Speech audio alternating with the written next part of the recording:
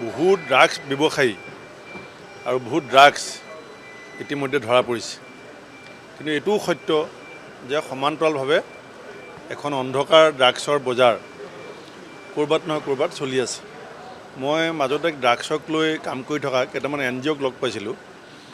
তেওঁলোকে কোৱা মতে যিবিলাক নতুনকৈ ড্ৰাগছ ব্যৱসায়ৰ লগত জড়িত হ'বলৈ যায় তেওঁলোক ধৰা পৰে, পুৰণা বেপাৰীবিলাকে ধৰাই দিয়ে, পুৰণা বেপাৰীবিলাক সততে ধৰা নপৰে।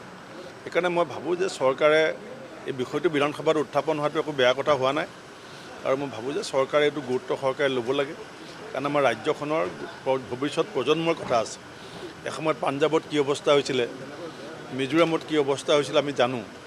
গতিকে চৰকাৰে যথেষ্ট ব্যৱস্থা লৈছে। কুইণ্টেলে ড্ৰাগছ জ্বলাই দিয়া, বহুত ড্ৰাগছ লগত জড়িত অপৰাধীক চৰকাৰে কায়ত্ব কৰা আমি দেখিছোঁ। কিন্তু একেবাৰে নিৰ্মূল কৰিবৰ কাৰণে কঠোৰতম ব্যৱস্থা লোৱাত চৰকাৰে অগ্ৰাধিকাৰ দিব বুলি মই আশা কৰিছোঁ।